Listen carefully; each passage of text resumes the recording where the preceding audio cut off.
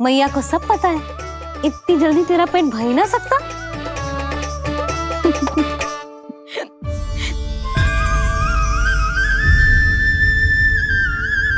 ये क्या है लल्ला? ये क्या था तेरे मुंह में, दिखा। ओहो, मैं तो भूल ही गया था कि मेरे भीतर ही तो सारी सृष्टि समाई हुई है। मैया ने उसकी झलक देख ली, अब क्या होगा? क्या हुआ यशोदा? सुनो जी, हमारे लल्ला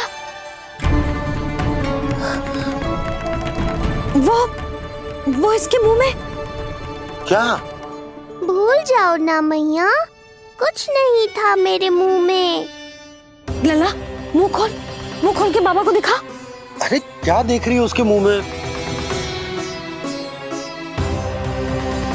अवश्य ही मेरा दृष्टि भ्रम होगा, किंतु ऐसा भ्रम। अरे बताओ ना यशोदा, या फिर मुहूर्त शीघ्र ना बताने की बात का प्रतिशोध ले रही हो तुम? ना ऐसी बात ना है।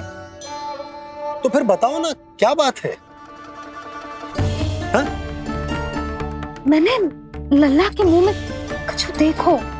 क्या देखो? अब फंस गया मैं। मैया बाबा को सब कुछ बता देंगी और राय का पहाड़ बन जाएगा। फिर कैसे संभालूंगा इन दोनों को? ऐसे लगो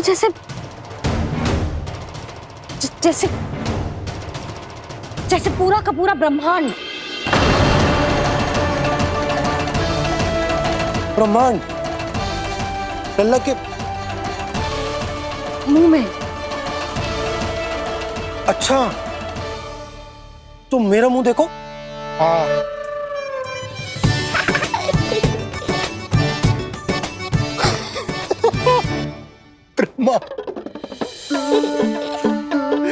यशोदा, मुझे पता था आप मेरा उपहास उड़ाओगे। अरे नहीं, तुम देखो तो सही।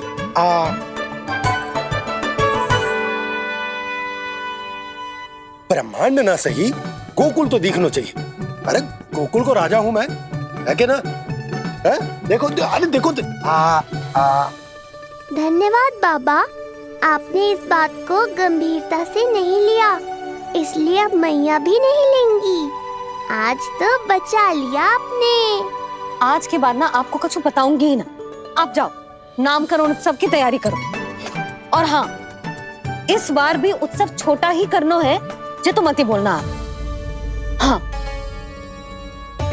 अब इसे कैसे समझाऊं कि हम कोई भी उत्सव बड़ा ना कर सकते? व्यर्थ ही कंस की दृष्टि पड़ जाएगी हम पर।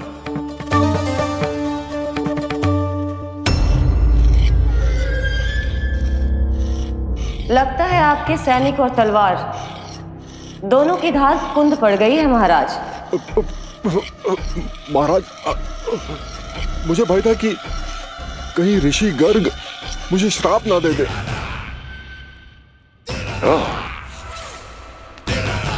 तो श्राप से भयभीत हो गए दुर्जन, किंतु कंस तो कोई श्राप नहीं देता, सीधा मृत्यु देता है। ऐसा न करे महाराज, दया करें, दया निदान। यदि मैं उनकी इच्छा के विरुद्ध भीतर जाने की कोशिश करता तो जितनी सूचना मुझे मिली है उतनी भी नहीं ला पाता। तब आपको कैसे पता चलता महाराज कि आपकी बहन और बहनोई मात्र अपनी मृत संतानों के श्राद्ध के लिए वहां नहीं गए थे?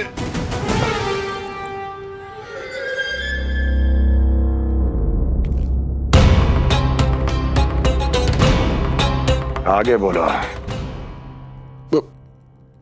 पूरी तरह तो नहीं सुन पाया महाराज, किंतु मैंने स्वयं अपने नेत्रों से देखा है महाराज। राजकुमारी देवकी ने ऋषि गर्ग के हाथ में कुछ दिया था। ये सत्य है महाराज, और ऋषि गर्ग ने उन दोनों को वचन भी दिया था। सही समय की प्रतीक्षा कीजिए राजन, आपके दोनों कार्य पूर्ण होंगे। महाराज, मैं आपका सबसे विश्वसनीय सेवक हूं। आपके हर आदेश का पालन करना मेरा अधिकार है और मैंने अपने अधिकारों का पालन किया भी है महाराज। किंतु फिर भी यदि मेरी ओर से कोई भूल हुई हो, मुझे क्षमा करे दया निदान, मुझे क्षमा करे। इसका अर्थ है कि उत्कच सही कह रहा था। वो दोनों अवश्य ही कोई ना कोई षड्यंत्र रच रहे हैं मेरे विरुद्ध। समय आ गया है, अब मुझे किसी ऐसे की खोज करनी होगी जो उतना ही शक्तिशाली हो जितनी की मेरी ये तलवार।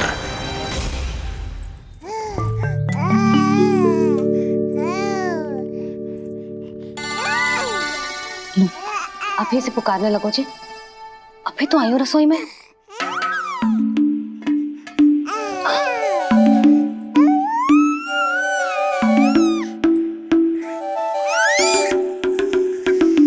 शीघ्र ही तुझे भी अपने बाबा का हाथ बटाना पड़ेगा, समझ रहे हो ना?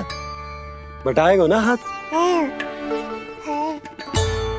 अभी जो 100 दिन का भी ना हो और इस नन्हे से बालक को काम काज का भार सौंपने की बात करने लगे।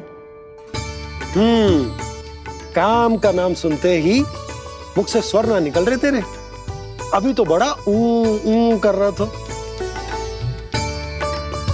बता, हाथ बटाएगो के ना? अरे बता ना।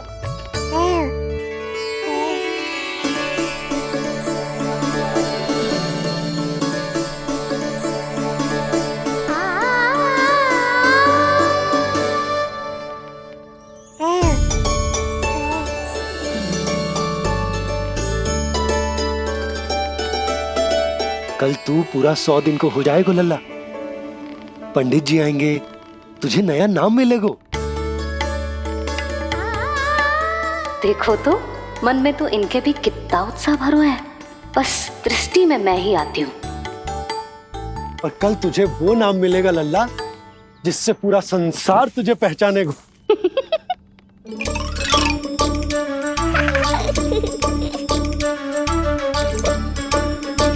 अब लल्ला, कितना कार्य शेष है और तूने मुझे बातों में लगा लियो। मुझे क्यों फंसा रहे हो बाबा? छुपाने की कोई आवश्यकता ना है। जितनी उत्साहित मैं हूँ उतने ही उत्साहित आप भी हो इसके नामकरण को लेके, पता है मुझे। लल्ला के नामकरण पे उसके बाबा उत्साहित ना होंगे? बिल्कुल होंगे, इसीलिए तो कह रही हूँ अपना उत्साह बांटो अपने लल्ला के साथ। मैं अभी आई। अच्छा, ऐसे तो तुम लल्ला को छोड़ के कहीं ना जाती। अभी कहाँ चली? रोहिणी जिज्जी के पास, और कहाँ? लल्ला और उसके दाव के नामकरण की तैयारी करनी है कि ना? कितने लोगों को आमंत्रित करना है, कितने प्रकार की मिठाइयां बनानी है, ढोल वाले को कितने बजे का समय देना है, ये सब सुनिश्चित करना है ना, ताकि ये उत्सव गोकुल का सबसे बड़ा उत्सव हो। अरे सूची देनी है जिज्जी को।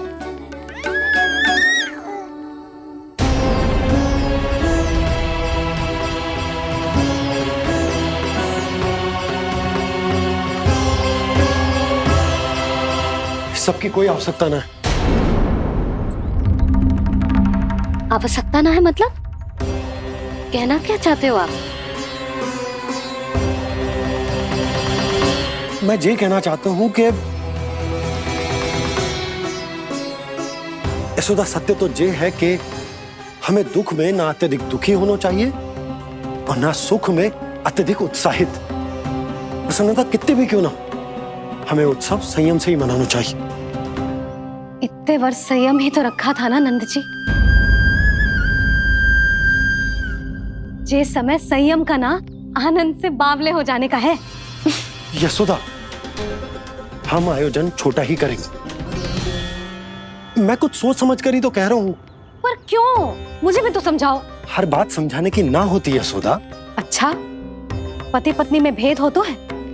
ठीक, मैं कोई भेद ना रखूंगा। जो भी अब तक मैंने तुम्हें ना बताया है वो सब बताऊं। ओहो, क्या कर रहे हो बाबा? कंस के बारे में कुछ बता मत देना मैया को। वो मंगला है ना, उसने आज शाम को ही बछड़ा दियो। और भात पत का मांस लगभग बीतने को ही है, तो धीरे धीरे शरद ऋतु आ जाएगी, दूध की हानि भी कम हो जाएगी। हाँ? और वो सरजू है ना, उसको बैद जी ने पूरे पखवाड़े का विश्राम के लिए कहा है। क्यों? क्योंकि वो ठाट से गिर गए थे और गिरते समय उसे भीतरी चोट लग गई थी। अरे और... बस बस बस, ये सब मुझे क्यों बता रहे हो? इसका नामकरण से क्या संबंध? तुम्ही ने तो कही ना कि पति पत्नी के बीच में कोई भेद ना होता। तो मुझे जो भी बात पता है मैं तुम्हें बताऊंगा। कितनी समझदारी से बात बदल देते हो आप, और भोली भाली मैं आपकी बातों में आ जाती हूँ और इस सब में असली बात तो रह ही जाती है। किंतु आज बात मेरे लल्ला की है। उत्सव तो विशाल ही होगा और इस बारे में कछु और ना सुनूंगी मैं। आप लल्ला का ध्यान रखो, मैं जा रही हूँ रोहिणी जीजी के पास। यशोदा,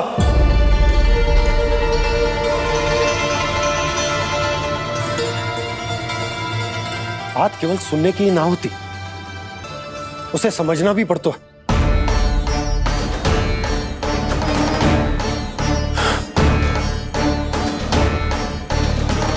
विश्वास है ना मुझ पर?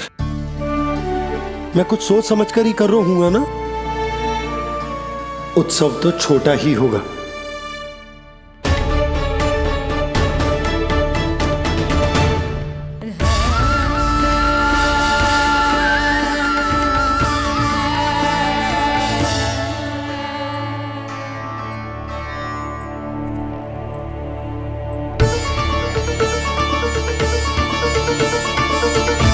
क्षमा करना लल्ला, तेरी मैया को डांटना पड़ गया। आपको मेरी सुरक्षा की चिंता है बाबा, समझता हूँ मैं, इसलिए आपने ये निर्णय लिया है। समझ में नहीं आता, कब कौन सा निर्णय क्यों लेते हैं आप? यदि कंस को समझना इतना आसान होता तो कंस नहीं होता। ये नया सिंहासन उसके लिए है जो मेरा विश्वास पात्र बनेगा। मेरे दाहिने हाथ की तरह मेरे मन के सबसे निकट होगा वो। मंत्री परिषद में विशेष स्थान की प्राप्ति होगी। मेरे बाद पूरे राज्य के लिए उसी का वचन होगा। शासन। किंतु ये अधिकार केवल उसे प्राप्त होगा जो मेरी परीक्षा में उत्तीर्ण होगा। मेरा सबसे महत्वपूर्ण कार्य करेगा वो। इसलिए जाओ, कह दो सभी बाहुबलियों को, महाबलियों को, दैत्यों को, दानवों को, प्रेतों को, पिशाचों को, सभी को ये सूचना दे दो ना ना ना ना, सूचना नहीं, चुनौती दो कि यदि साहस है तो आए, मेरी परीक्षा में उत्तीर्ण हो और इस सिंहासन पर बैठने का अधिकार प्राप्त कर ले। जाओ।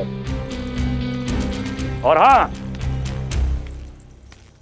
ये अवश्य कहना कि केवल वही आए जिनके हृदय में साहस का ज्वालामुखी धधकता हो, जिनकी तलवारें पर्वतों का सीना चीरने को व्याकुल हो, जिनकी संकल्प शक्ति इतनी दृढ़ हो कि मृत्यु से टक्कर ले लें। कायर नहीं चाहिए मुझे। जाओ। महाराज, आप जिसे भी ये विशेष पद देंगे, भविष्य में यदि वही हमारे शीश पर बैठ गया तो क्या करेंगे आप? पहले ऐसा कोई योद्धा सामने तो आए अस्ति, जो उस विष्णु के अवतार का संहार कर सके।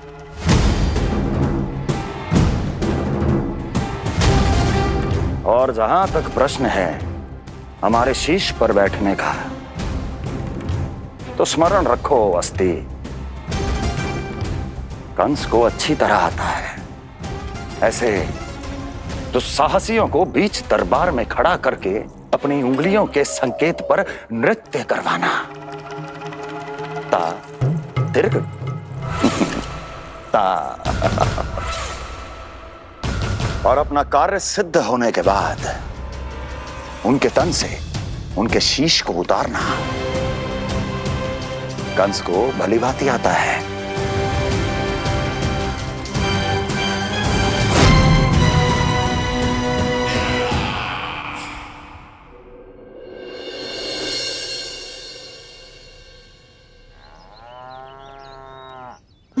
पूरे 100 दिन का होगा हुआ तो लल्ला, कम से कम 100 व्यक्ति तो आने चाहिए थे ना तेरे और तेरे दाऊ के नामकरण में। हाँ, अब तुम मुस्कुरा क्या रहो है? तू ही बता, जे भवन देख के लग रहा है कि यहाँ कोई उत्सव है? बिना अतिथियों के कैसा उत्सव और कैसा आनंद, तू ही बता। पर मैं करूं भी तो क्या? पता है लल्ला, मुझे तो लग रहा है तेरे बाबा ना कंजूस होगा है। नहीं तो भला और क्या समस्या हो सकती है उन्हें बड़े आयोजन से? अरे गोकुल के राजा का लल्ला है तू, राजकुमार। यदि तेरा आयोजन बड़ा ना होगो तो भला किसका होगो?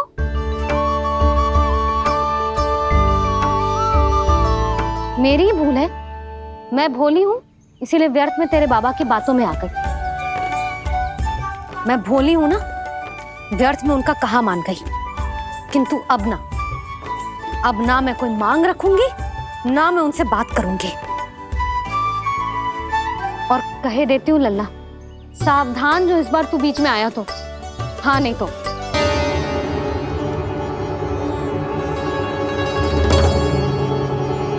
क्या होगा? हाँ, सब ठीक तो है ना? आप इतनी चिंता में क्यों हो जी? कोई बुरी सूचना तो ना मिली? अब जे मत कहना कि जे भी मुझसे छुपाना पड़ेगा। जो भी है मुझे बताओ।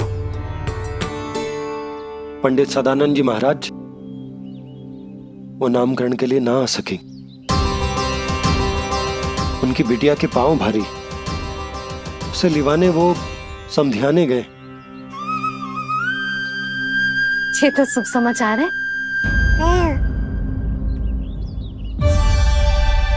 किंतु मेरे लल्ला का नामकरण अब वो सही मुहूर्त पे कैसे होगा? वही तो समझ ना आ रहा। ऐसे मन छोटा करने की आवश्यकता नहीं है मैया बाबा। आप दोनों तो स्वागत की तैयारी करो, आ रहे हैं वो।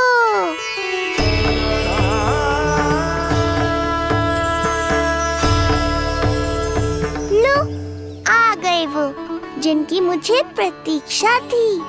आप दोनों व्यर्थ ही चिंता कर रहे थे।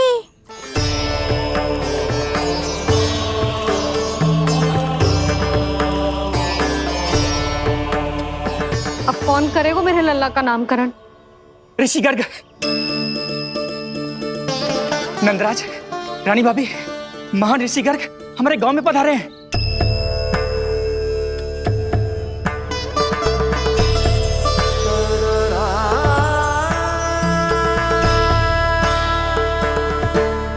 ऋषि गर्ग गोकुल में? हाँ नंदराज, और कह रहे थे उन्हें यादव राज वासुदेव जी ने भेजो है रानी जी के पास। अरे तो तुम लोग खड़े खड़े क्या देख रहे हो? जाओ उनके सत्कार की तैयारी करो। जी यशोदा, उनके स्वागत की तैयारी करो। सुनो जी, वो तो यादवों के कुलगुरु है ना, रोहिणी जीजी के यहाँ आए हैं, हमारे यहाँ आएंगे। आप देखती जाओ मैया, वो सीधे हमारे घर ही आएंगे।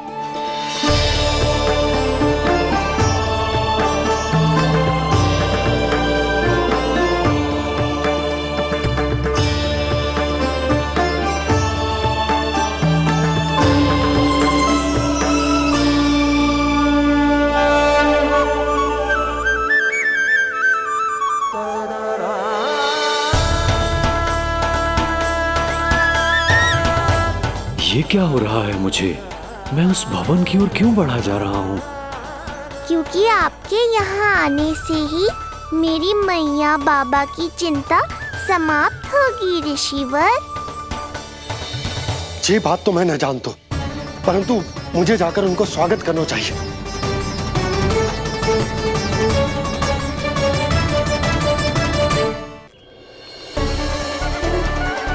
गुरुदेव, कल्याण हो। भगवान श्री नारायण के महान भक्त आज हमारे गांव में पधारे। हमारा जीवन सफल है गया आज। वो भवन आपका है नंदराज? आपके शुभ चरण पड़ेंगे तो हमारा जय भवन पवित्र हो जाएगा। इतने बड़ी ऋषि अगर हमारे घर पधारेंगे तो हमारे तो भाग्य ही संवर जाएंगे। मैया आपके दर्शन को तरस रही है ऋषिवर। संकोच मत कीजिए, अब आ भी जाइए। पधारिए गुरुजी। न जाने क्यों मेरे पांव अपने आप ही आपकी भवन की तरफ जाने को व्याकुल है नंदराज। पधारिए गुरुदेव, आइए।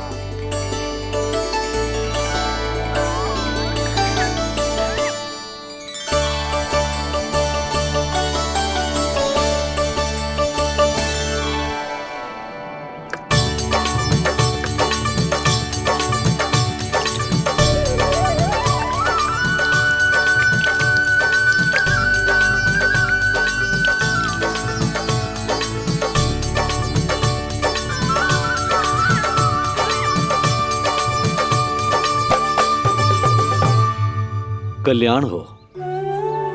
पधारिए।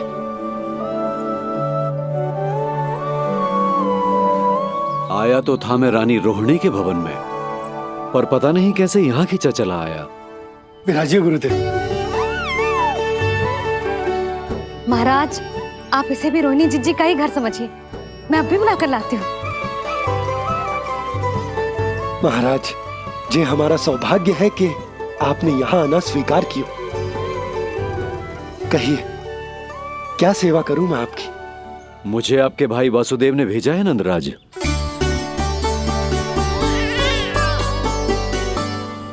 प्रणाम गुरुदेव। स्वामी जी ने आपसे इतनी दूर आने का आग्रह किया है, अवश्य ही कोई बड़ा कारण होगा। कारण तो है, आपके पुत्र का नामकरण करने आया हूं मैं यहाँ।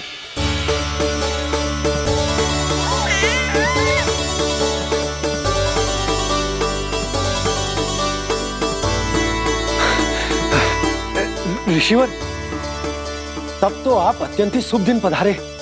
आज का ही मुहूर्त निकलो है भाभी के लल्ला और हमारे लल्ला के नामकरण के लिए। परंतु पंडित जी गांव से बाहर हैं, इसीलिए आप। अब तो आप यहाँ आ गए हो, आप हमारे भी लल्ला का नामकरण कर दो ना। पुत्री, ये क्या कह रही हो तुम?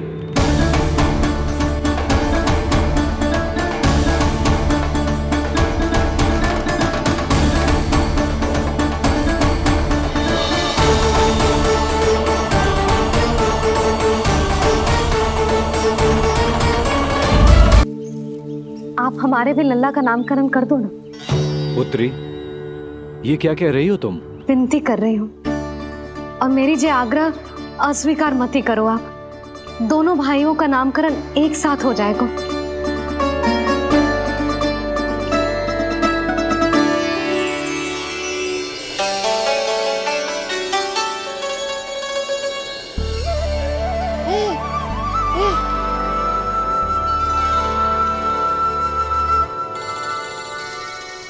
कितने प्यारे और निर्दोष बालक हैं।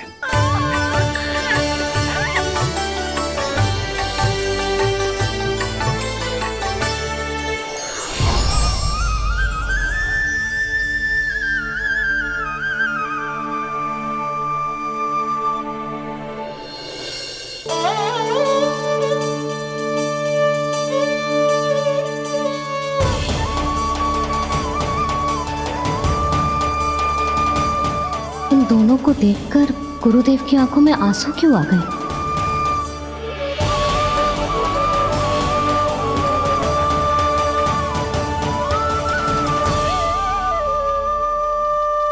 ये क्या ऋषिवर, संभालिए अपने आप को, नहीं तो मेरा रहस्य खुल जाएगा आज।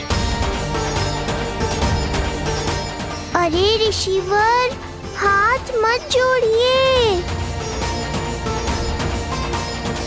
इससे पहले कि गड़बड़ हो जाए, अपनी नमस्कार मुद्रा को आशीर्वाद मुद्रा में बदल दीजिए। बात को समझिए, मैंने ये अवतार मैया और लल्ला के अद्भुत संबंध का अनुभव करने के लिए लिया है, पर आपकी भावुकता के कारण यदि मैया को मेरा सत्य पता चल गया तो ये संबंध ही बदल जाएगा।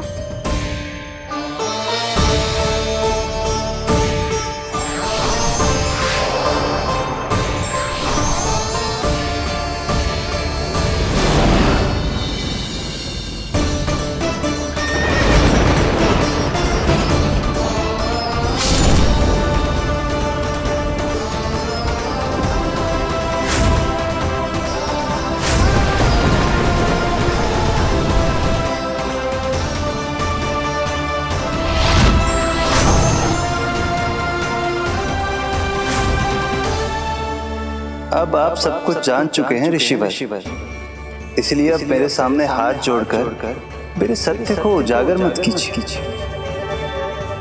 अपने शिष्य वसुदेव के पुत्र के रूप में मुझे आशीर्वाद दीजिए।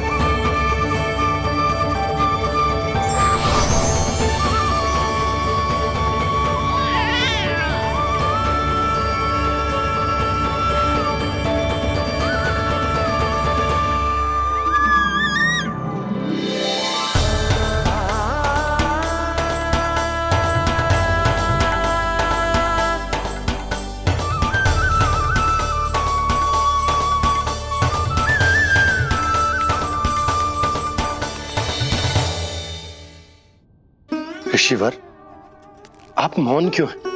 और आपकी आंखों में आंसू, सब कुछ ठीक है ना? अब तो आप हमारे लल्ला का नामकरण करोगे ना? इन दोनों का नामकरण करना मेरा सौभाग्य होगा पुत्री।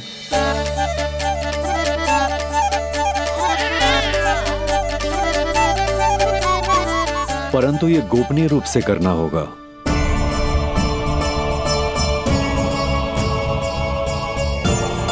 अवश्य ही स्वामी का आग्रह होगा, ताकि कंस की बुरी दृष्टि हमारे पुत्र पर ना पड़े।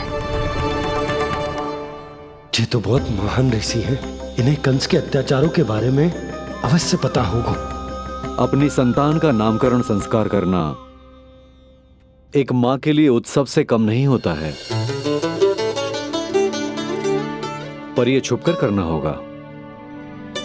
आप दोनों को स्वीकार तो है ना? जैसी आपकी आज्ञा गुरुदेव।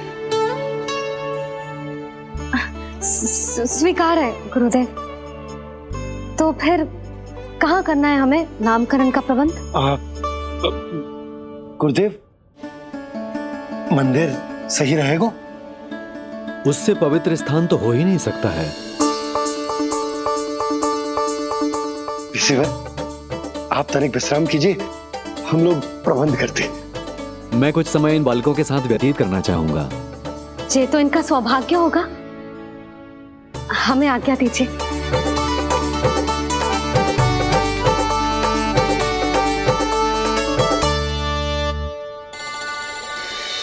प्रभु, स्वयं भगवान होकर भी आपको बंदी गृह में जन्म लेना पड़ा। अब अपनी मां को छोड़कर दूसरी मां के यहां पलना पड़ रहा है। जब से गोकुल आए हैं, छुप छुप कर रहना पड़ रहा है। इतनी नन्ही सी अवस्था में दुष्ट कंस के कितने ही आक्रमणों का सामना कर चुके हैं आप। और जिस उत्सव में सभी सप्तऋषियों और सभी देवी देवताओं को साक्षी बनकर आना चाहिए, उस नामकरण उत्सव को यहां एकांत में करना पड़ रहा है। क्यों प्रभु, इतने कष्टों को सहकर ये अवतार क्यों लिया है आपने? दुष्टों का नाश करने के लिए धर्म की स्थापना करने के लिए और सबसे अधिक मैया की ममता का अनुभव करने के लिए। पर इसके लिए इतने कष्ट? मानव जीवन लिया है तो कष्ट तो उठाने ही पड़ेंगे ऋषिवर। मानव जीवन की आंच जला रही है, फिर भी आप मुस्कुरा रहे हैं प्रभु। ये कैसा अनोखा अवतार है। आंच में जलकर भी यदि मैं नहीं मुस्कुराऊंगा तो अपने भक्तों को क्या शिक्षा दूंगा मैं? आज एक कंस का प्रकोप है, भविष्य में सहस्रों कंस होंगे और आने वाले युगों में होंगे अनगिनत कंस। उस समय मेरे भक्तों को पता होना चाहिए कि अपने कष्टों को कैसे सहना है और धर्म के पथ पर अडिग कैसे रहना है।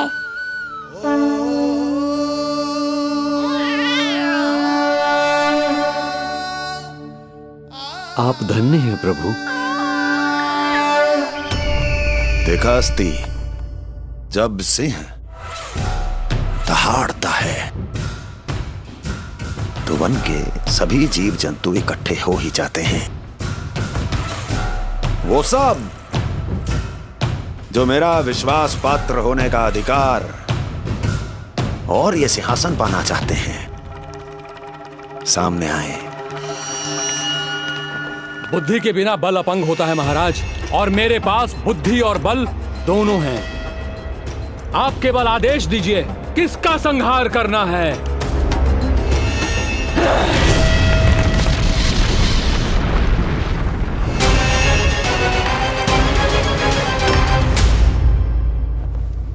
सारी तैयारी हो गई। बोलो। आप गुरुदेव को बुला लो, मैं रोहिणी जीजी और बालकों को ले आती हूँ। यशोदा, तुम रुष्ट तो ना हो ना मुझसे? मैं भला रुष्ट क्यों होने लगी? नहीं, तुम जो उत्सव बड़े धूमधाम से करना चाहती थी और बहुत प्रसन्न हूँ मैं कि हमारे लल्ला का नामकरण स्वयं ऋषि गर्ग पूरे विधि विधान से कर रहे हैं। मैं समझ गई, उत्सव बड़ा हो या ना हो, प्रसन्नता बड़ी होनी चाहिए। अरे मैं तो इतनी उत्साहित हूँ कि दोनों भाइयों का नामकरण आज के शुभ मुहूर्त पे हो रहे हैं।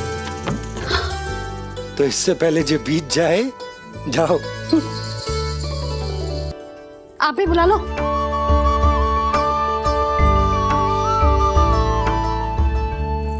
यहाँ सब के सब एक से बढ़कर एक है, तो फिर अपने कार्य के लिए किसका चुनाव सबसे पहले करूं? मेरा सामर्थ्य तो आपने अभी तक देखा ही नहीं महाराज। चुटकी बजाकर शत्रुओं का विनाश कर सकता हूं मैं।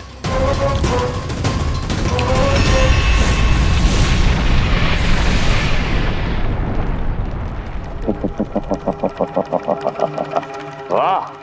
किंतु आपने तो बताया ही नहीं कि करना क्या है। वध करना है,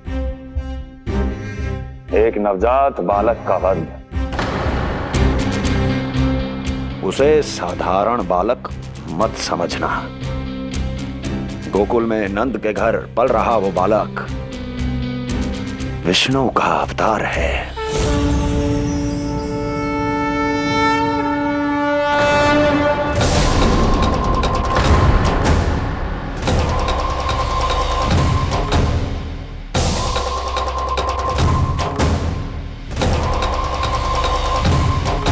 क्या हुआ? इतना सन्नाटा क्यों छा गया? क्षमा कीजिए महाराज, पर मैं नन्हे बालकों के साथ हिंसा नहीं करता। विष्णु अवतार बड़ा छलिया है महाराज, मैं उसका मुख भी नहीं देखना चाहता।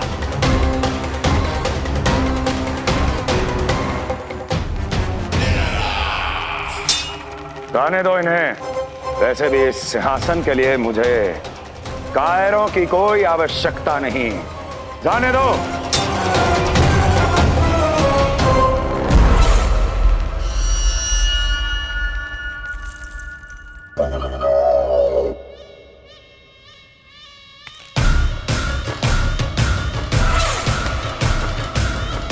दुर्जन,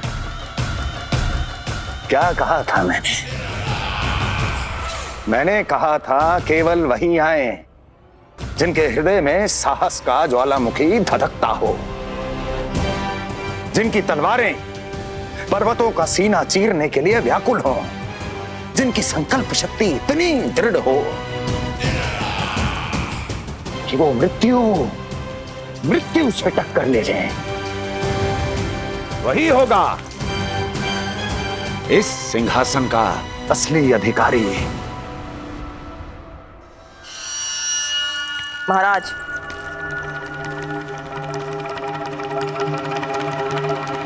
ना तो आपके दिए इस सम्मान का कोई मूल्य रह गया है और ना ही आपके भय का।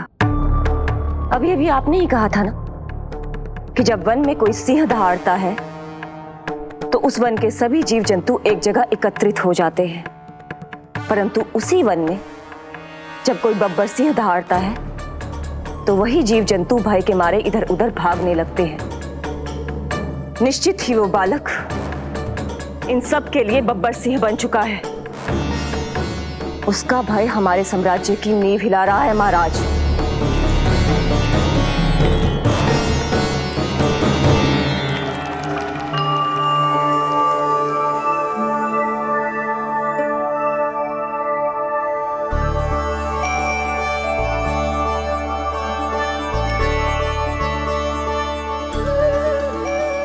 हे नारायण, मेरा मार्गदर्शन कीजिए। हे मां सरस्वती, मुझे आशीर्वाद दीजिए ताकि मैं दोनों बालकों के लिए सर्वोत्तम नामों का चुनाव कर पाऊं।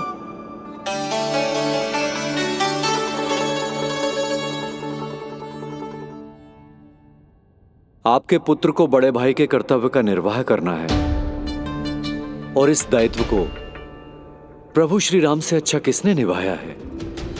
जैसा अटूट संबंध उनका अपने भाइयों के साथ था, मैं श्री नारायण से प्रार्थना करता हूं कि वैसा ही प्रेमपूर्ण संबंध इसका भी अपने छोटे भाई के साथ हो।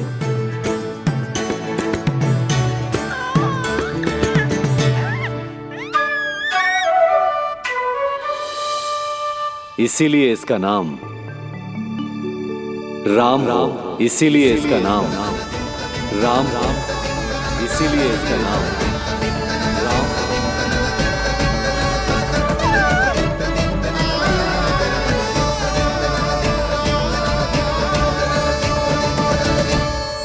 बड़े भाई में आदर्श, न्याय, संकल्प बल के साथ साथ शारीरिक बल भी होना चाहिए। मैं देख पा रहा हूं ये बालक इन सब बलों के लिए जाना जाएगा।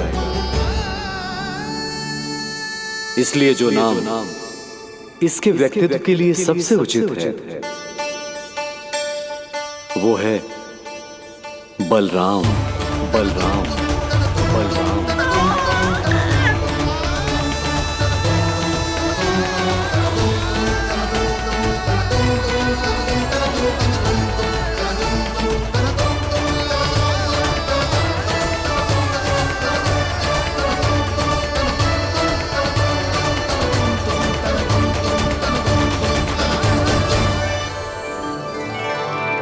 बलराम,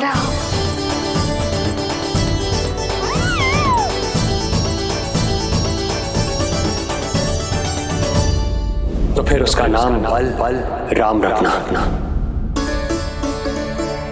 कैसा अद्भुत संयोग है रिसीवर। जब इसके जन्म की सूचना देने मैं वसुदेव भैया के पास मथुरा गया था, तब उन्होंने भी यही नाम रखा था, बलराम। ये संयोग नहीं, नारायण की इच्छा है नंदराज। बलराम से अधिक उपयुक्त नाम इस बलराम के लिए कुछ और हो ही नहीं सकता है। पर मैं तो दाऊ कहकर ही बुलाऊंगा इन्हें, बलदाऊ।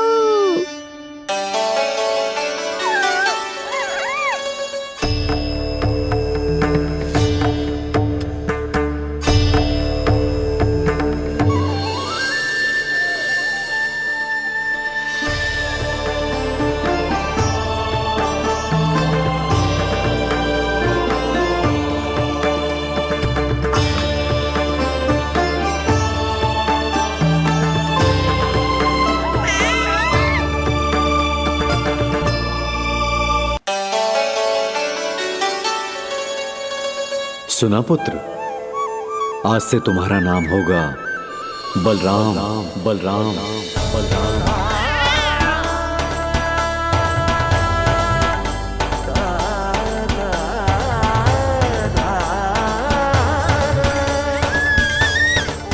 गुरुदेव, कितना अद्भुत नाम दिया है आपने इसे। अब मेरे लल्ला को भी ऐसा ही कोई उत्तम सा नाम दे दो।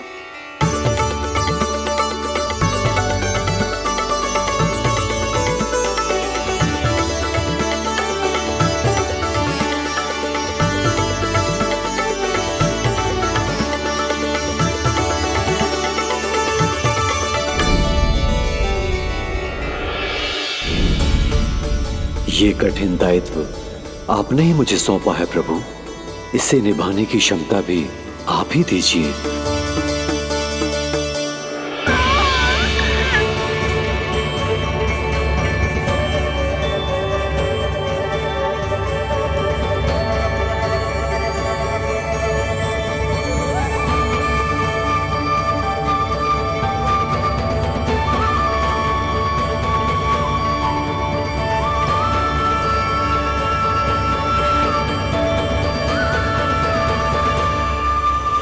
कृष्ण कृष्ण कृष्ण कृष्ण कृष्ण कृष्ण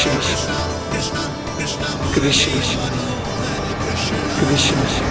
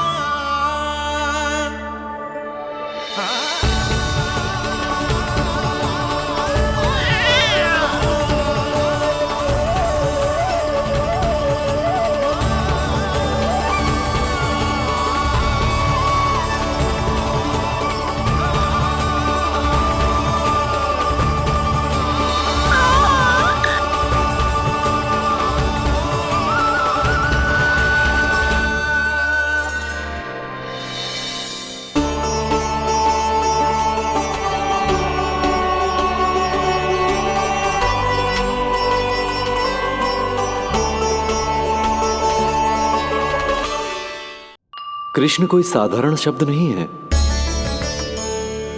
ये अनेक विशेषताओं से भरा हुआ है। क बना है कमलकांत से, अर्थात वो जो श्रीपति विष्णु जैसा हो।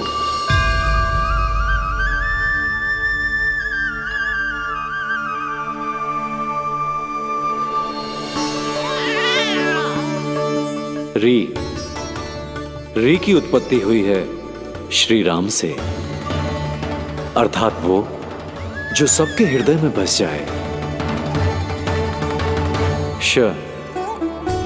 ऐश्वर्य के स्वामी विष्णु के लिए, अर्थात वो जो समृद्धि लेकर आए।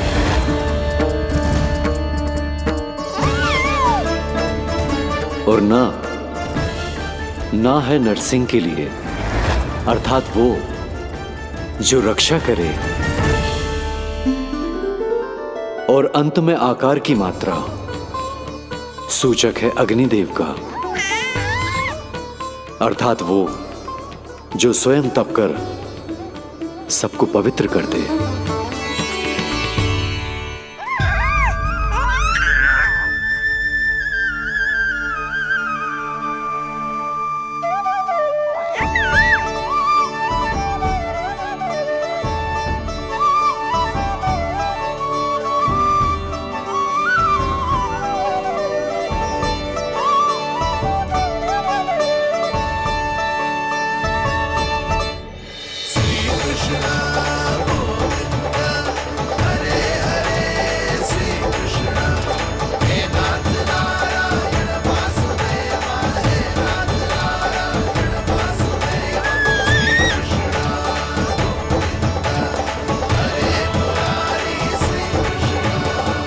आज से तुम्हें सारा संसार जिस नाम से पहचानेगा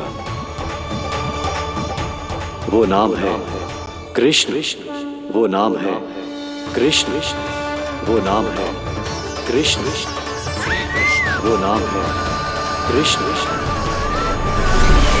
कृष्ण कृष्ण कृष्ण कृष्ण कृष्ण कृष्ण कृष्ण कृष्ण कृष्ण कृष्ण कृष्ण कृष्ण कृष्ण।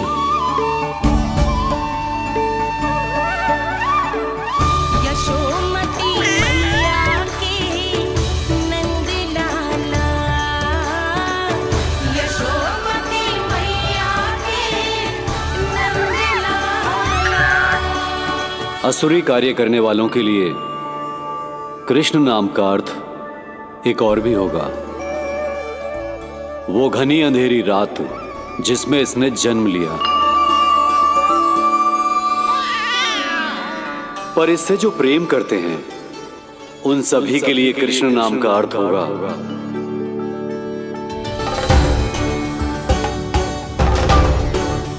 अतुलनीय सुंदरता और अथाह प्रेम।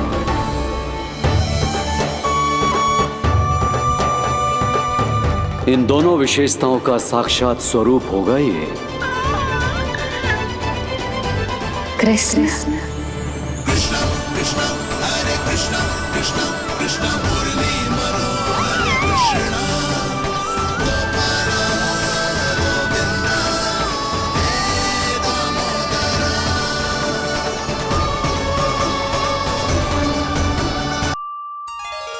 कृष्ण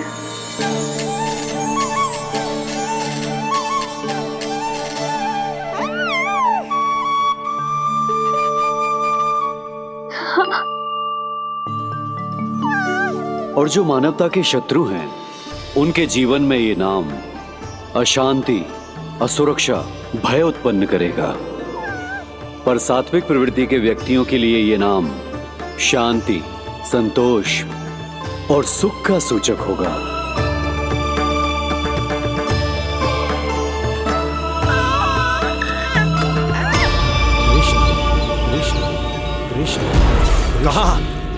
कहां से आ रही है ये ध्वनियां? कहां से आ रही है ये ध्वनियां?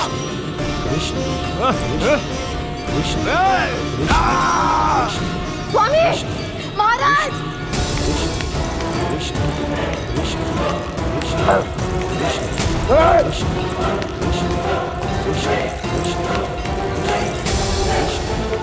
कैसी ध्वनि महाराज?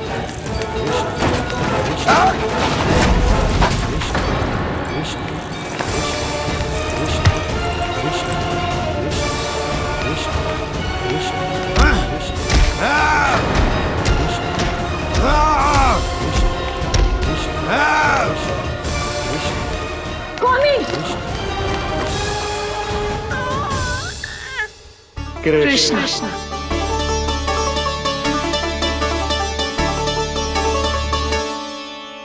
कृष्ण जे नाम अनंत काल तक स्मरण किया जाता रहेगा, जय तेरी मैया का आशीर्वाद। संसार मुझे कृष्ण बुलाए या नीलमणि कहकर पुकारे, मैं रहूंगा तो बस यशोमती मैया का नंद लाला। यशोमती मैया के नंद लाला, यशोमती मैया के नंद लाला।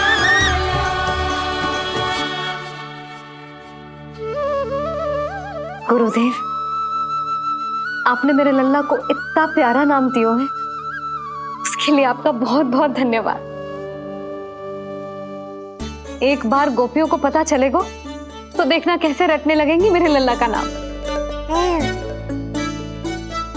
इससे पहले कि आप सब बाहर जाकर किसी और को बताएं, एक कर्मकांड शेष है।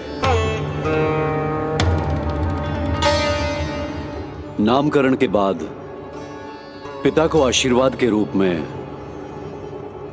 कुछ न कुछ उपहार बालक को अवश्य देना चाहिए।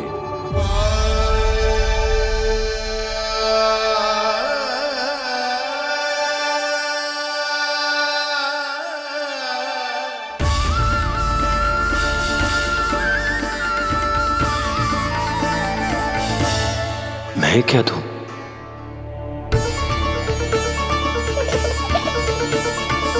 वासुदेव मेरे शिष्य हैं और उनकी अनुपस्थिति में यह दायित्व मैं निभाऊंगा।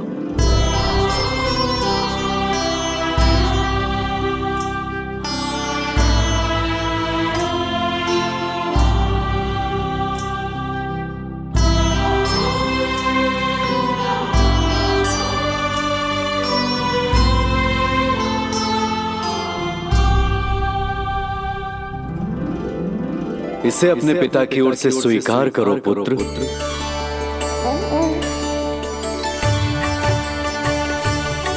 कल्याण हो।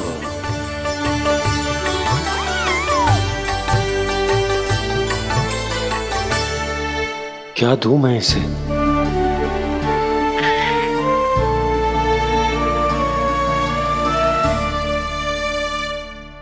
आप सोच क्या रहे हो? आशीर्वाद दो ना अपने कृष्ण को। अच्छा, सोच रहा हूं कि लल्ला को क्या दूं?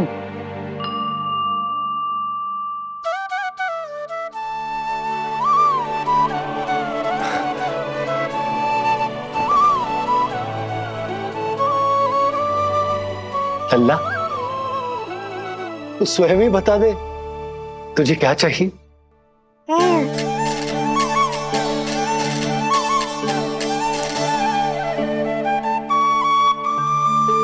देखो जी, लल्ला ने ही आपकी उलझन समाप्त कर दी।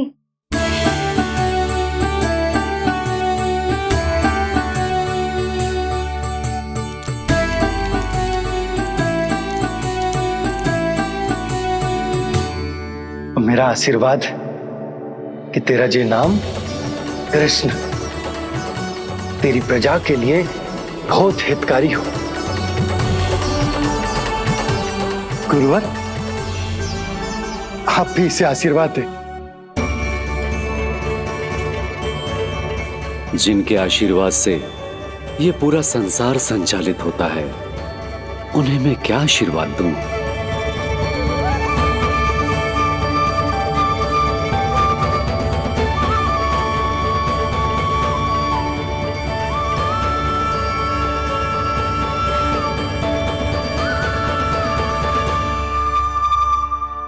आपने तो मुझे मेरा नाम दिया है ऋषिवर। ये तो मेरा सौभाग्य था प्रभु कि आपने इस कार्य के लिए मुझे चुना। पर आपका कार्य अभी समाप्त नहीं हुआ ऋषिवर। एक विनती और है मेरी। आज्ञा दीजिए प्रभु, क्या करना होगा मुझे?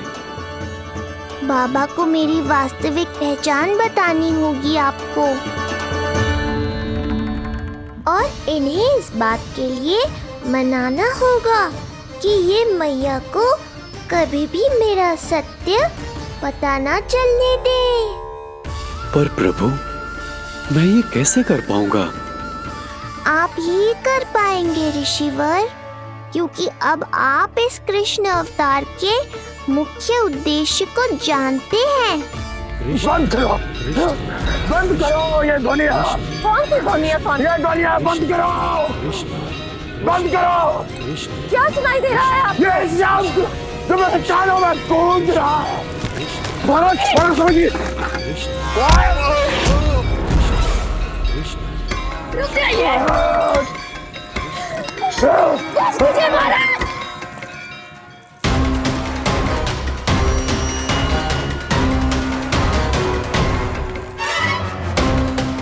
आप भूल रहे हैं कि आप मथुरा नरेश है, कंस है आप।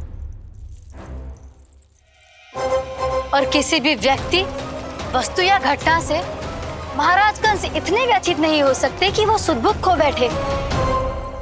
स्वयं को संभालिए महाराज।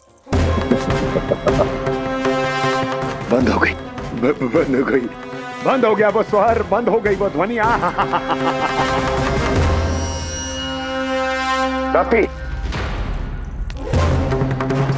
यूं मत सोचना कि मैं तुम्हें सुन नहीं रहा था। तुम सत्य कह रही हो। मैं कंस हूं। किसी भी व्यक्ति, वस्तु या घटना से व्यथित नहीं हो सकता। दुर्जन, जी महाराज, इस सिंहासन को पुनः स्थापित करो। यदि कोई भी योग्य इसे स्वयं सिद्ध करने नहीं आता तो मुझे पता है मुझे क्या करना है, कैसे उस दुष्ट बालक का संहार करना है। मैं भली भांति जानता हूं। ये दायित्व आपको ही निभाना होगा ऋषिवर। इससे 2 लाभ होंगे। एक तो मेरे बाबा कंस के कारण होने वाली चिंता से मुक्त हो जाएंगे और आवश्यकता पड़ने पर मेरी पहचान को मैया से सुरक्षित रखने में सहायता भी करेंगे।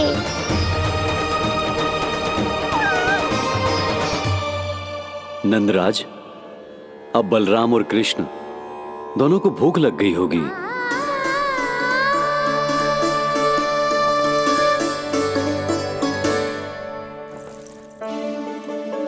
प्रणाम गुरुदेव। प्रणाम गुरुदेव।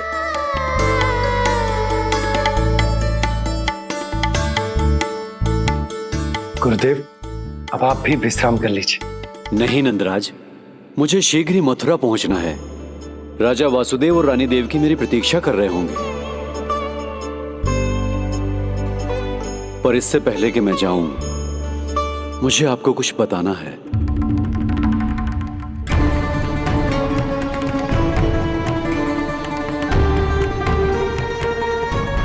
गुरुदेव, आपके ललाट पर बल पड़ गए। सब कुछ ठीक तो है ना? कहीं आप मुझे कंस के बारे में तो ना बताना चाहते?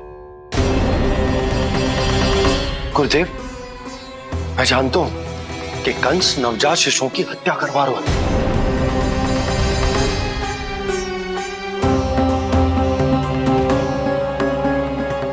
कंस नहीं, कृष्ण के बारे में कुछ कहना है मुझे।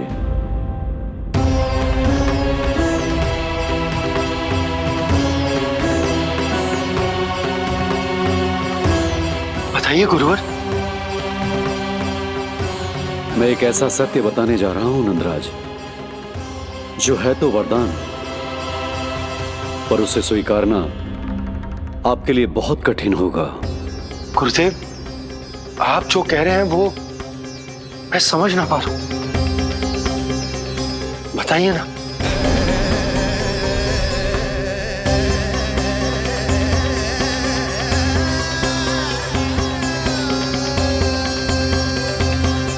बताइए ना गुरुवर।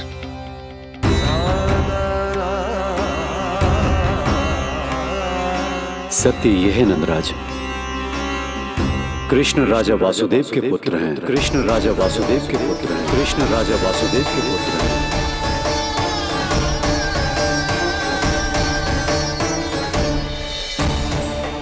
और वो कोई साधारण बालक नहीं है, स्वयं श्री हरि विष्णु के अवतार हैं। और वो कोई साधारण बालक नहीं है, स्वयं श्री हरि विष्णु के अवतार हैं।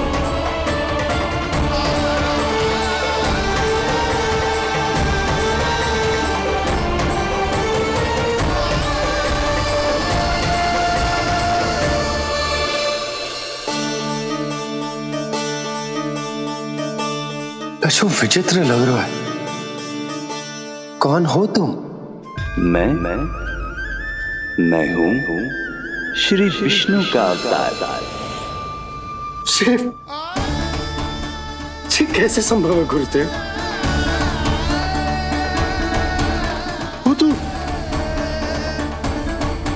तो नन्हा सा बालक।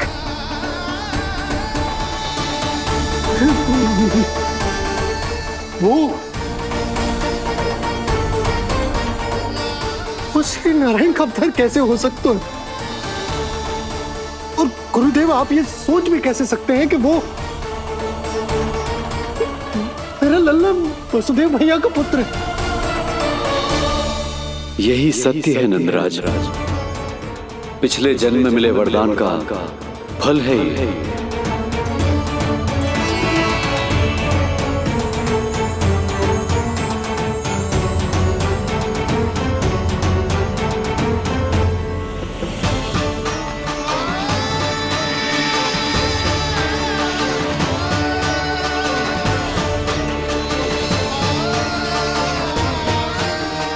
मैं आपकी संतान के रूप में अवश्य आऊंगा, किंतु उसके लिए आपको मेरे अगले अवतार के बाद एक और अवतार की प्रतीक्षा करनी होगी,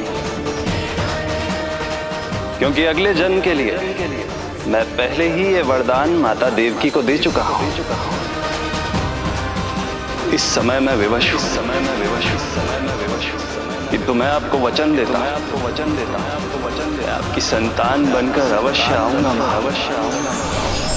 प्रभु, श्रीहरि को अपने सामने देखकर मेरी व्याकुलता का बांध टूट गया है। 2 जन्म बहुत बड़ा समय होता है स्वामी। अपने पुत्र के रूप में हरि को गोद में खिलाने के लिए अब मैं और 2 जन्मों तक प्रतीक्षा नहीं कर सकती। धरा!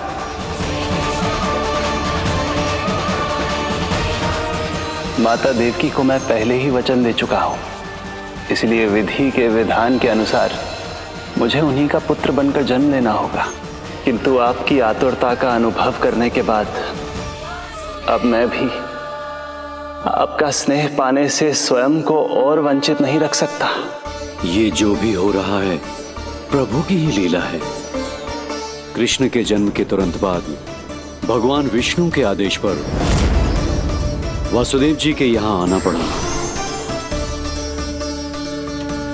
और आपकी और रानी यशोदा की पुत्री को अपने पुत्र के साथ बदलना पड़ा और इस तरह कृष्ण आपके और रानी यशोदा के पुत्र बन गए।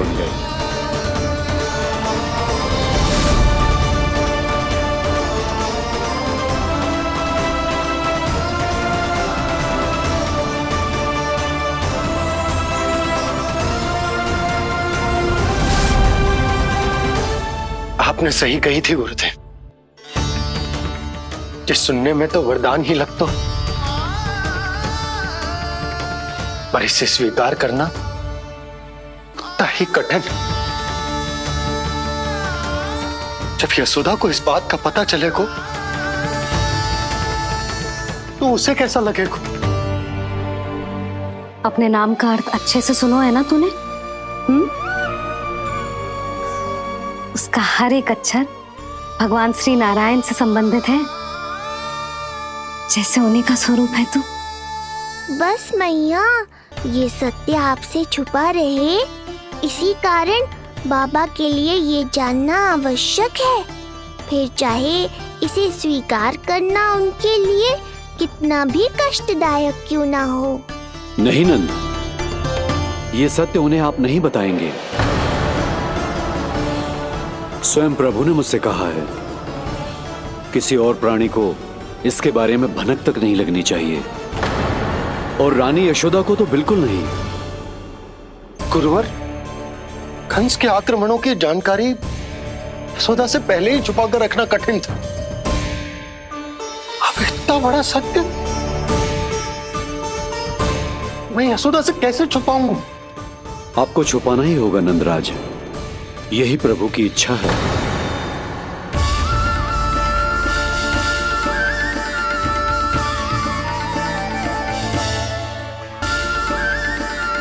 पर क्यों गुरुवर?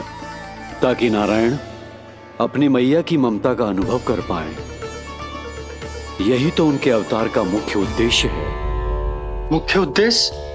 हाँ नंदराज, नर नारायण के अवतार में अपनी तपस्या करते समय प्रभु ने जो अनुभव किया था, उसके कारण ममता के सुख का अनुभव करने के लिए प्रभु व्याकुल हो उठे थे।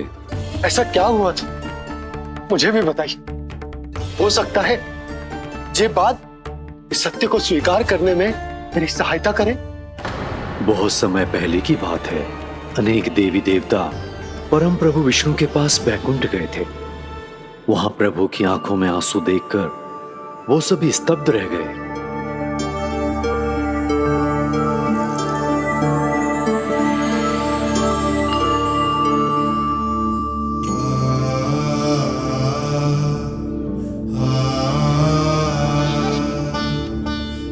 प्रभु, आपकी आंखों में आंसू?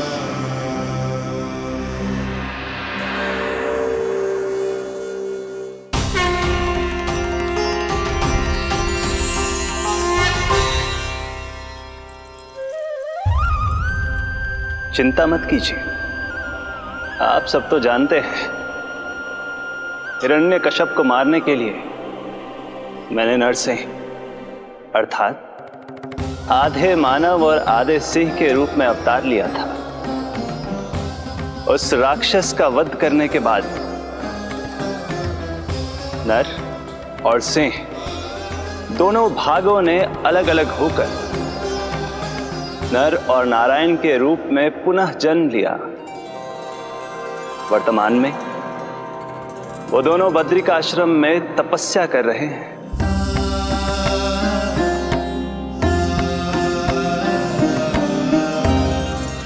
आज उन दोनों ने कुछ ऐसा देखा जिसने मुझे भी भावुक कर दिया।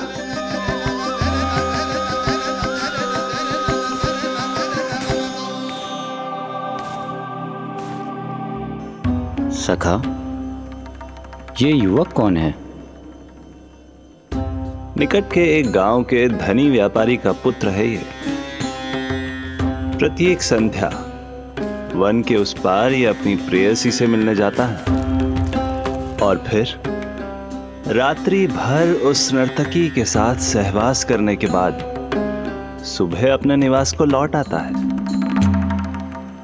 यदि यही इसका नित्य क्रम है तो फिर आज ये इतने तनाव में क्यों है?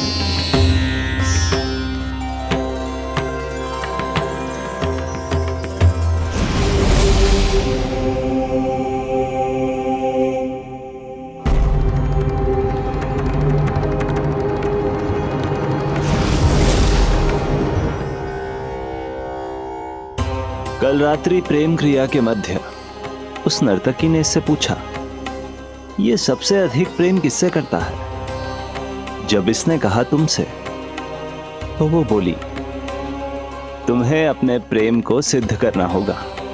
अपनी मां के हृदय को उसके तन से अलग कर मुझे सौंपना होगा। मां का हृदय? क्या हुआ प्रभु? वो लाया अपनी मां का हृदय? ये जिज्ञासा यक्ष प्रश्न बनकर पूरे दिन नर और नारायण के मस्तिष्क में कौंधती रही। उन्होंने संध्या होने तक वहीं नदी किनारे प्रतीक्षा करने का निर्णय लिया ताकि वो ये जान सके कि क्या वो युवक अपनी क्रूर प्रेयसी को छोड़ेगा या वासना में अंधा होकर अपनी ही माता की हत्या करने का जघन्य अपराध करेगा। अब उसके वन पार करने का समय बीत चुका है। युवक ने विवेक का परिचय दिया है सखा। हे प्रभु, आपका कोटि कोटि धन्यवाद।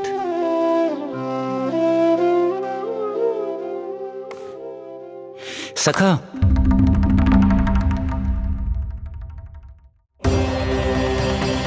सखा मुझे बताओ, जो अकल्पनीय था कहीं वो घट तो नहीं गया?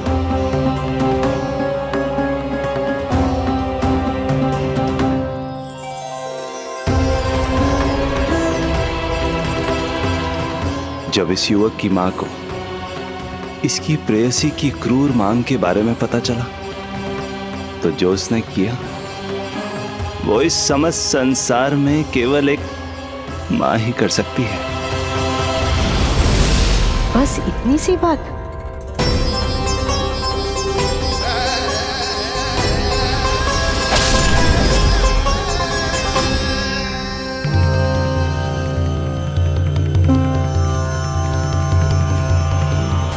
संभाल के मेरे बेटे, कहीं चोट ना लग जाए तुझे।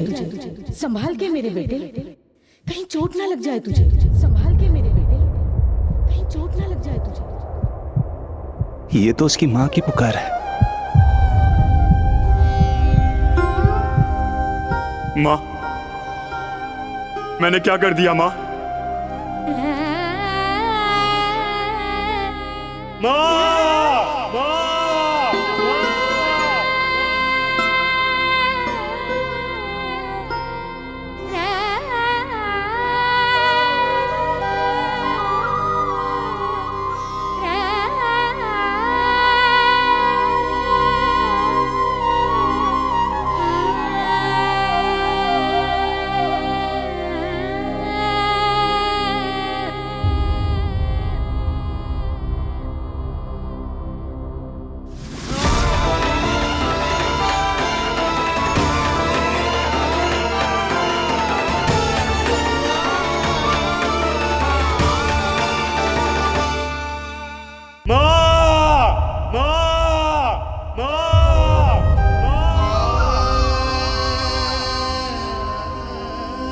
इस घटना से केवल नर और नारायण ही भावुक नहीं हो गए थे, बल्कि बैकुंठ में बैठे श्री हरि की आंखों में भी आंसू आ गए थे। ममता के लिए तरसने लगे थे वो। इसीलिए उनके इस अवतार का मुख्य उद्देश्य है मां की ममता का अनुभव करना। यही कारण है कि ये सत्य आपको रानी यशोदा से छुपाना ही होगा नंदराज। नहीं तो वो कृष्ण को मां की दृष्टि से नहीं, एक भक्त की दृष्टि से देखेंगी, और प्रभु जिस आनंद के लिए इतना कष्ट उठा रहे हैं उससे ही वंचित रह जाएंगे। बोलिए नंदराज, आप श्री नारायण के इस सत्य को गुप्त रखेंगे ना?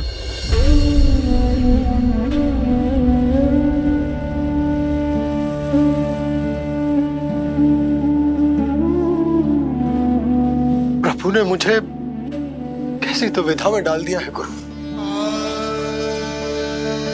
यशोदा से तो ये सत्य मैं छुपा भी लूंगा,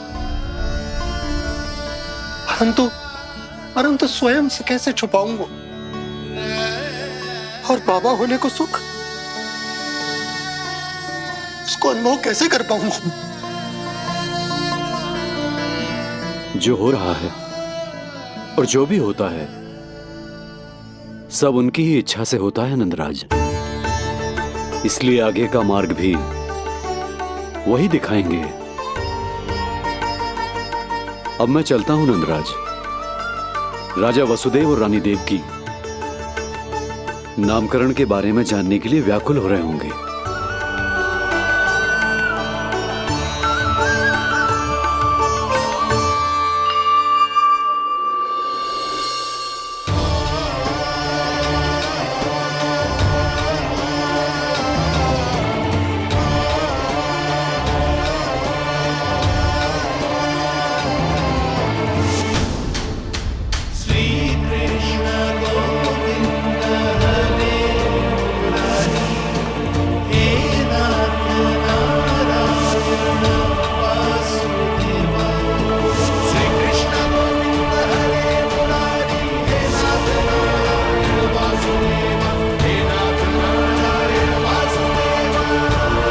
सत्य यह है नंदराज, कृष्ण राजा वासुदेव के पुत्र हैं।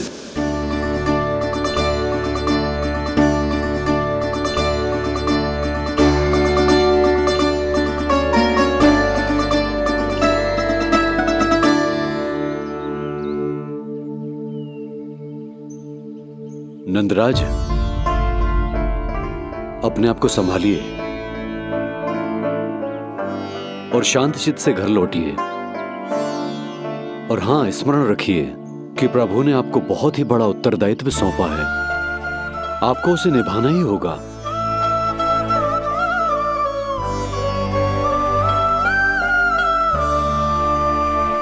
प्रभु आपको शक्ति दे।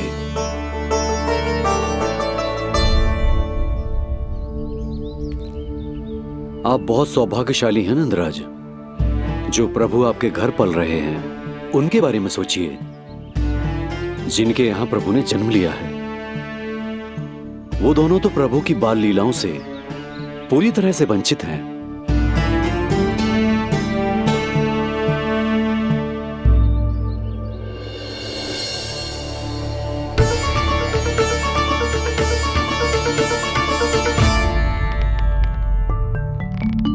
कहाँ रह गए तेरे बाबा लल्ला? जो आए क्यों ना अब तक?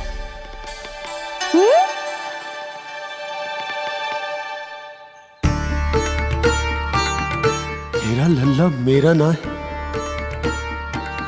वो तो मेरे आराध्य नारायण का अवतार, और ये बात मुझे यशोदा से छुपानी।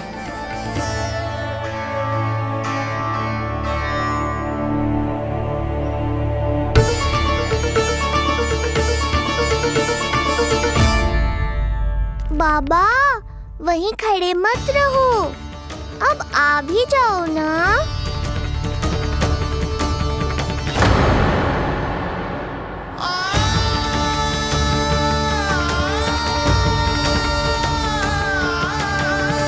एक पग भी आगे बढ़ाने का साहस ना हो रो मेरा। हे प्रभु, आप ही बताओ, अपने आराध्य को, अपने इष्ट देव को अपने लल्ला के रूप में कैसे देख पाऊंगा मैं जानता हूँ बाबा, ये बहुत कठिन है, पर भीतर तो आओ।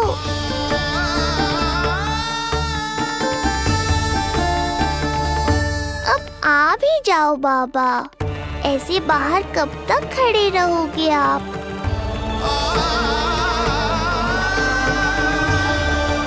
बस बाबा, बस आ जाओ भीतर, आ जाओ, आओ ना, आओ ना।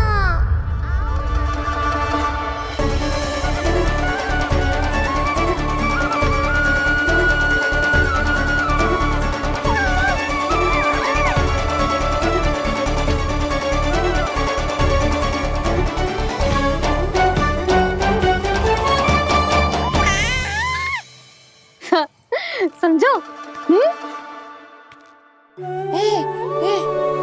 जब तू इधर उधर भाग रहा होगा तो तुझे बुलाने के लिए मैं तुझे ऐसे पुकारूंगी, कृष्ण। और जब तू शैतानी करेगो ना लल्ला, मैया को तंग करेगो, तो मैं तुझे क्रोध में ऐसे बुलाऊंगी, कृष्ण। हाँ। इसे सत्य पतो ना है, इसीलिए कितनी अच्छी तरह से मैया होने का कर्तव्य निभा रही, पर मैं अब बाबा होने का कर्तव्य कैसे निभा पाऊंगा?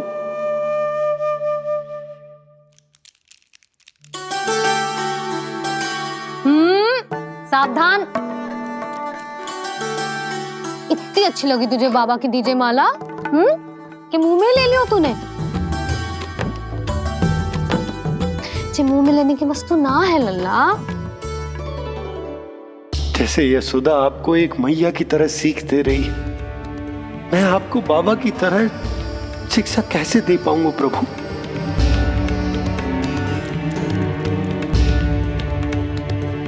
कृष्ण, अभी मना किया ना मैया ने? ये तो प्रभु को ही डांट रही है। सावधान, जो फिर से मुंह में लिया तो। यशोदा, तुम्हें पता भी है तुम किस पर क्रोधित हो रही? हाँ, अपने लल्ला पर। और किस पर? मेरे कहने का अर्थ ये है कि तुम्हें सच में पता भी है जे कौन है? स्वयं प्रभु ने मुझसे कहा है, किसी और प्राणी को इसके बारे में भनक तक नहीं लगनी चाहिए, और रानी यशोदा को तो बिल्कुल नहीं, और रानी यशोदा को तो बिल्कुल नहीं, और रानी यशोदा को तो बिल्कुल नहीं। यही कहना चाहते हो ना आप कि मैं गोकुल के राजकुमार को डांट रही हूँ? अरे पर मैया और बाबा का स्थान तो हर पद से ऊंचा होता है ना जी। माँ और बाबा को तो अधिकार होता है ना, प्रेम करने का भी और भूल पर डांटने का भी। बस यही बात आपको समझनी है बाबा, फिर सब पहले जैसा हो जाएगा। मैं समझ तो हूँ, पर ये विचार के ये केवल हमारा पुत्र ना है, ये स्वयं नारायण का अवतार भी है, इसे अपने मन से निकाल ना पा रहा हूं मैं।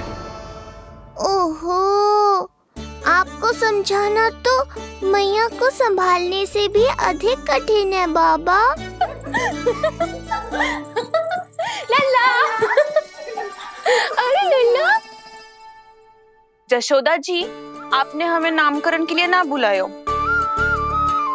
कोई बात ना है, लेकिन ये तो बताओ कि लल्ला का नाम क्या रखो है?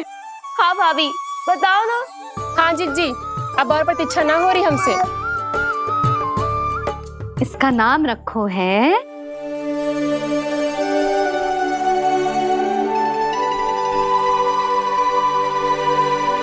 कृष्ण।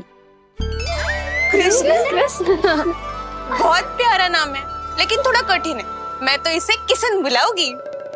सही कहो, मैं भी इसे प्रेम से किशन ही कहूंगी। क्यों किशन? मेरे लिए तो जे किसना है।